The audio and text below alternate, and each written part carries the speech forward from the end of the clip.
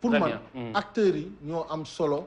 li ñu leen di proposer ak li ñuy wax et que l'élection puisse se passer dans la plus grande transparence. Babacar, en tant qu'observateur, yaakaar ni ça peut être décisif. C'est généralement décisif parce que li xew ci président ci élection politique yi. On te dit que telle zone xaw ma kii gagne telle zone gagne. Généralement kii gagne parcelle gagne Dakar, etc. Grand électeur. Ça, en tout cas par simple constat. Chaque candidat en tout cas man bi ma dalee suivre élection fédération ba tey. Candidat bu football amateur faral parce que votre football amateur mi ngi am la veille. Généralement moom mooy déterminer souvent le résultat final. Et je fais juste un autre constat d'ailleurs. Boo xoolee chaque fois qu'il y a eu second tour. C'est parce que écart entre candidat football amateur bi faral ki gagné football fédération généralement ak ki mu doon dajal écart bi dafa serré woon et si on fait un constat pour le simple en faisant juste le constat sur parce que boo xoolee football amateur club bu nekk benn voix nga am mais c'est plus de 300 clubs et 300 clubs tu as plus de 300 voix sur un peu moins de 500 voix sur le plan global te boo xoolee entre élection 2017 bi premier repère élection 2017 bi Ablaye Sow écart bi mu amoon entre moom ak kii di Pape Sidi Lo bi nekkoon Thiès nekkoon également doon soutenir Mbaye Diouf Dia à l'époque écart boobu moo gënoon faible que écart bi am tey et à l'époque report de voix bi amoon ci Pape Sidi Lo vers Mbaye Diouf Dia ça a permis à aller vers un second tour et tey le constat que je fais c'est que Ousmane Iyane Thiam bi jàppale Madi Touré écart bi Ablaye Sow creusé moo gën a rëy xaw ma nag enfin ça me laisse penser je dis pas que du am deuxième tour parce que affaire yi mën na changer mën nga dem parce que élection moom ba ci guddi gi les gens peuvent changer de kii ak affaire yi mais en tout cas par simple constat sur la base de élection yi fi amoon par le passé généralement donc damay enchaîner ak yow parce que li ñu des si waxtu bariwul te il faut am na ñaari points am importance ñu jëm si légalité candidature Maître Augustin Senghor. Elle ne souffre d'aucune contestation sur le plan purement légal parce que légal mooy ndax yoon may na ko mu présenté wu yoon ndax yoon may na ko loolu yoon may na ko parce que ci texte yi nekk fii amul limitation de mandat ba fi bëccëg bi ñu toll nii amul limitation de mandat ça moom je pense que c'est clair. Non, c'est légal. Oui. Donc amul benn kii amul benn problème léegi lu jëm ci wàllu grand chantier yi nga xamante ni moo intéressé football bu Sénégal gis nañu ne Sénégalais yu bëri jaaxle woon nañu bi quand il s'est agi de terrain homologué ñu dem ne Sénégal amuñu terrain yu ñu homologué wala terrain yu ñu fi homologué nangam loolu tey jii bu ñu ko xoolee ak li nga xamante ne moom la ñu dëgmal si ay perspectives yéen seen candidature lan la mën a teg table ji réellement. mais candidature bi li mu mën a teg ci table bi xam nga xaalis boo ko yoree. dafay jëriñ dara xaalis du faj lu dul gàcce. man loolu laa gëm.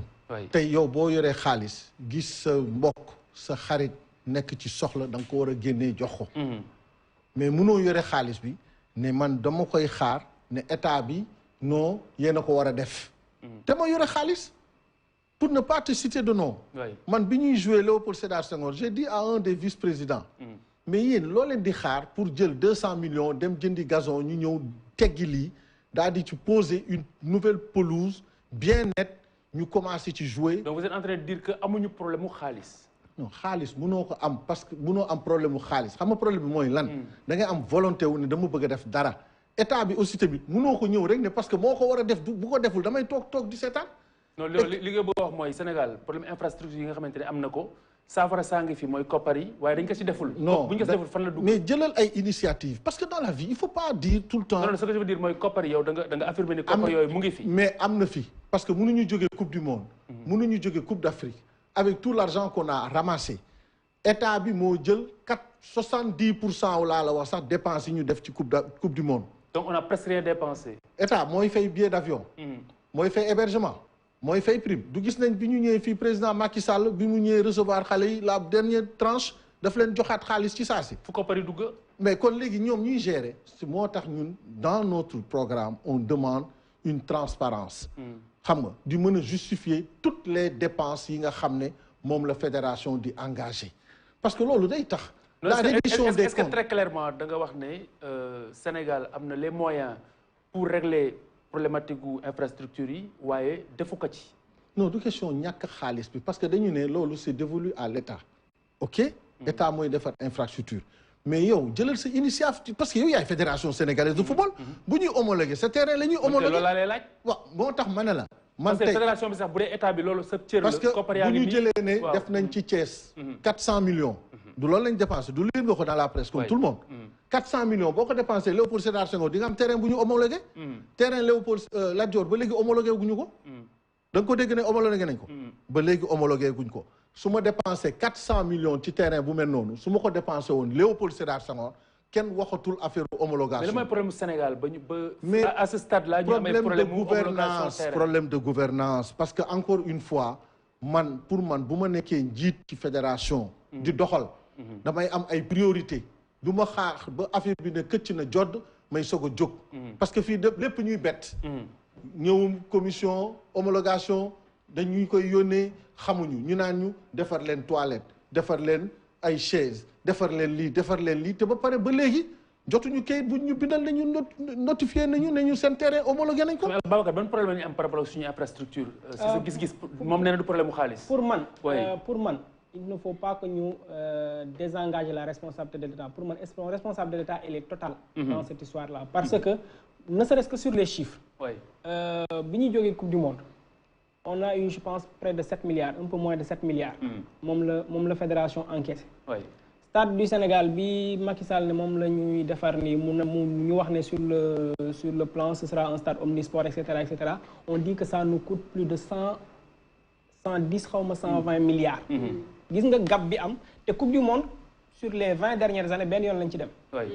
donc c'est vrai que fédération mi ngi am xaalis peut-être mi ngi lijjanti xaalis mais loolu c'est vraiment boo xoolee en termes de proportion c'est vraiment très éloigné de li ñuy xaar dëgg ci politique infrastructure te pour man loolu c'est une responsabilité totale de l'État et c'est à l'État d'avoir la volonté de le faire xoolal stade Léopold Sédar Senghor ma koy rejoindre ci li muy wax nii xam nga dafa nekkoon fii un acquis ñu toog di ko seetaan muy dégradé wu et plus nga koy seetaan muy dégradé wu plus chantier bi di gën a immense pour defaraat alors que tolloon na moment boo xam ne pour defaraat ko ça aurait coûté moins cher ñu ne leen c'est une urgence defuñu urgence bi ministère des sports taxaw ne dañ koy defaraat je crois avant campagne 2019 yi ñu ne on a un budget qui est dégagé on parlait de 40 milliards suma juumul 40 milliards la ñu waxoon nga xool proportion des chiffres yooyu toujours ñu ngi en 2021 c'est vrai qu'il y a eu crise Covid bi ci 2 dernières années on va dire naturellement sport priorité par rapport ak les urgences de l'heure mais on a eu un retard qui est là qui est constaté xoolal ci yeneen stades yi nga xam ne moom la État du Sénégal engagé yëpp demal Parcelles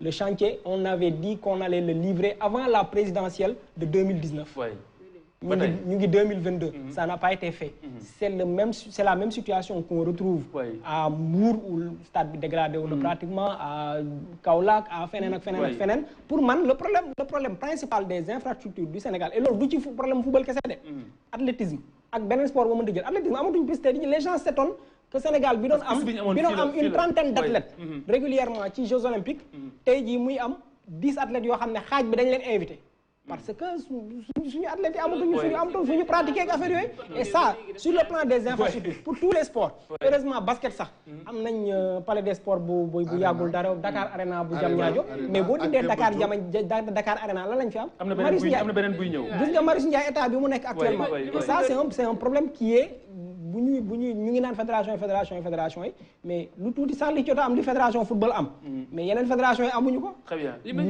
mais pour man l'État du Sénégal nañu foog ñu teg leen devant leur responsabilité aussi pour ces chantiers là c'est vrai moo tax li ma ci bëgg a doon rek mooy parce que olympique bi dafa nekk excuse-moi mais ça Talla le sait donc Talla wax campagne lay wax non que la responsabilité de l'État la responsabilité de l'État elle est là mais État da nga koy proposer dara ne ko léegi lii am na lii parce que ñun lépp lu ñu def ci cartographie football bi ay terrain la yoo xam ne inventé wuñu ko dafa nekk Sénégal de terrain yaa ngi fi mais yow yaa koy won ne ko bu ñu jaaree ci yoon bi jaar ci yoon bi mën nañu defaraat terrain yi c'est aussi simple c'est pas compliqué je pense que peut-être c'est dû à la lassitude bi ñu wax fi sànq dû à plusieurs mandats nga dem toog ba nga xamante ni nii amatoo enthousiasme bi amatoo leneen looy prouver mais également appartenance aussi un tout petit peu entre guillemets politique bi tamit foog ñu teg ci loxo parce que en général boo nekkee nit wala nga nekk sous couvert d'une personne doo bëgg souvent di koy contredire aussi donc pour conforter l'État conforter le ministre du sport duñ la teg pression qu'il faut duñ ñu la y a des priorités duñ ñu la defal lii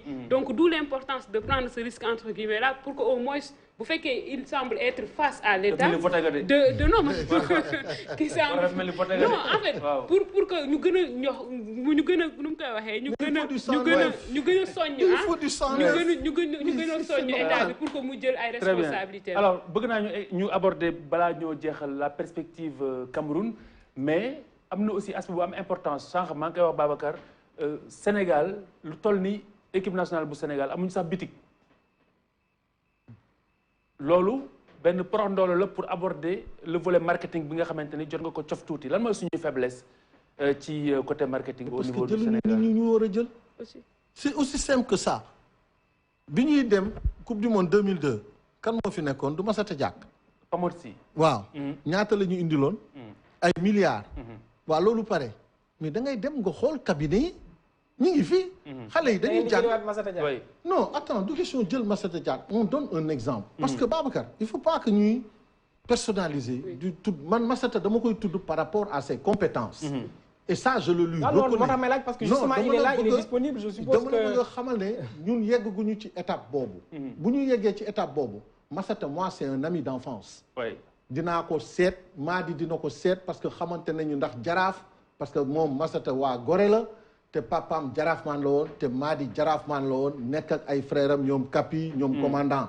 donc on se connaît on entretient de très bonnes relations. mais suñu vitrine ñun ñoo ko mënul jaay. tey société de communication de marketing xale yaa ngi jàng cette nouvelle génération là jàng rek la ñuy def. tout ce qui est digital dañ la ciy foyer dañ la ciy proposer lu ne. donc si on a la volonté de bien travailler on peut aller vers ça. il faut pas que ñu bëgg a accepter ne affaire bi dañ koy accaparer. par exemple à un moment donné Augustin lui il s'occupait du marketing au niveau de la Fédé. et il était président. tu trouves ça normal? en tant que président toi tu vas t'occuper du volet marketing. alors qu'il y a des compétences dans ce pays. et c'est pourquoi on parle de nouvelle gouvernance xam nga tey boo ñëwee indi une direction générale tu nommes un directeur général tu lui fixes des objectifs avec un directeur financier un directeur administratif un directeur de la com un directeur marketing mais ces gens-là vont faire que ça liggéey rek la ñuy def et bu boobaa dinañ la indil dara mais si on se contente de faire comme ce qui est en train de se faire un premier vice-président qui sort de la Ligue Pro Djibril Wade. un deuxième c'est le foot amateur. un troisième. mais man su ma bëggee jënd maillot Sadio Mané dëggantaan Ndiaye du ma dem bitik bërëb sangam jënd ko fa damay un exemple bidon. ñoom ils ont signé un contrat avec Orange. Orange est installé partout à travers le Sénégal. pour te dire que ñun ñu ngi xalaat. di am vision ci lan la ñu war a mën a def. boo signé un partenariat avec Orange. dans toutes les boutiques d'Orange au Sénégal war nga fa mën a fournir. mais war nañu boutique officielle. équipe bi am boutique officielle. amuguloo boutique nga ne Orange comme tu es mon partenaire officiel. léegi est-ce que tu peux me permettre de pouvoir vendre des maillots partout dans le Sénégal. et tu l'as. c'est possible mais c'est possible. alors Babacar suñu faiblesse au plan marketing sur le plan marketing lan la. pour man moom foofu moom y a un c'est la grosse faiblesse.